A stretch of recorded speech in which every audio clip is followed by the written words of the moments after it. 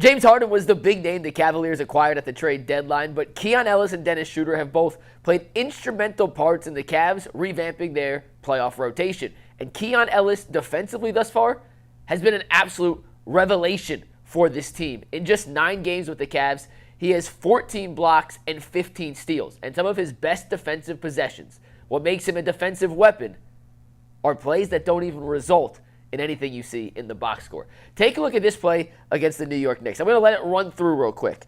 Watch Keon Ellis on this play. I'm going to let it run through, then we'll break it down. But look how much of an impact Keon Ellis makes on every facet of this defensive possession.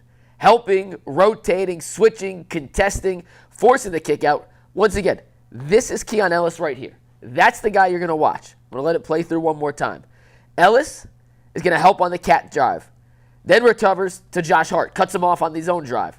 Follows Hart out, digs down on the OG post, cuts off the cut to the middle, sees the kick to the corner, runs out and forces Shamet to double clutch and kick it out for a devastatingly bad offensive possession if you're the Cleveland Cavaliers. Once again, just watch the movement here from Keon Ellis. Getting in, getting out, moving around, forcing constant chaos for the Knicks, and it results once again in a turnover advantage Cavs.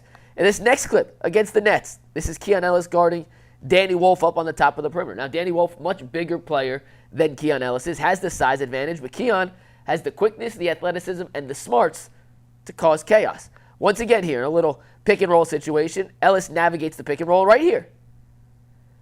As the ball goes to Grant Nelson in the middle, Ellis is the trail defender, and the open guy is him on the wing.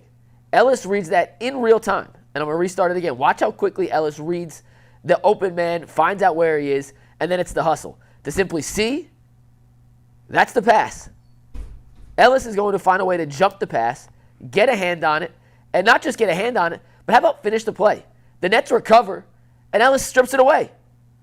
It's not just good enough to get one deflection on the play. How about 2, resulting in a steal and an open fast break opportunity for Cleveland? Let's go to the OKC game. Obviously a game the Cavs lost. Ellis, though, was another defensive weapon in this game. Here's Ellis guarding Nikola Topic on the right wing.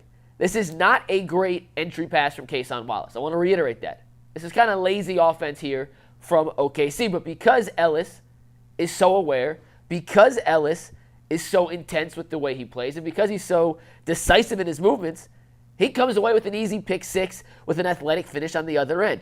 OKC tries to set a little flare screen here. They have Jalen Williams come down to try and create a little space for Topic to get an easy catch on the wing.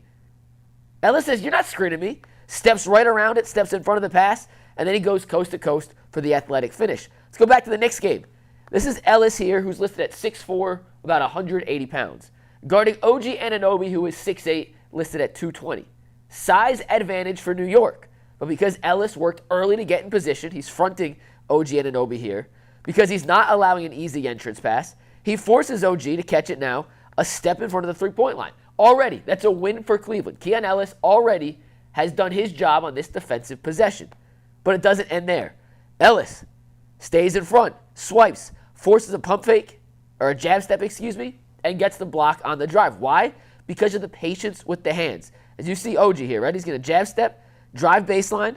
He gets Ellis. Ellis is a half step behind, but Ellis is so good with using his hands, so good at timing up those little strips, the swats, the blocks, that even the fact that he's undersized and physically overmatched is no stopping. And last but not least, it's the intelligence. Sometimes, guys, being a good defender is part physical, but it's also part knowing what the offense wants to do and how to counter it.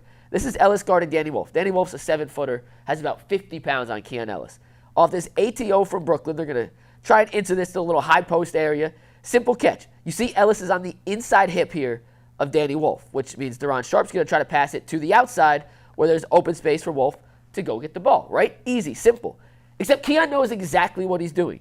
And as soon as this pass is thrown, Ellis is going to kind of do a little offensive line or defensive line shed move and throw Danny Wolf in the opposite direction, come around the backside, and get the steal, which leads to a Jared Allen fast break alley. Watch this in real time. Little swim move. We see Myles Garrett do it in Cleveland. Now Keon Ellis is doing it too. Leads to a fast break. Merrill to Allen for the slam dunk. Watch again. As soon as this pass goes, you can see the little swim move. He's got his right arm, and it's a nice little play there by Ellis. Gets away with a little hug, maybe. Ref didn't call it. Doesn't matter. He's got the outside track. He's more athletic than Danny Wolf. That's his basketball, and that's 2 points for Cleveland. We can look at this time and time again, guys. You can look at any clip you want.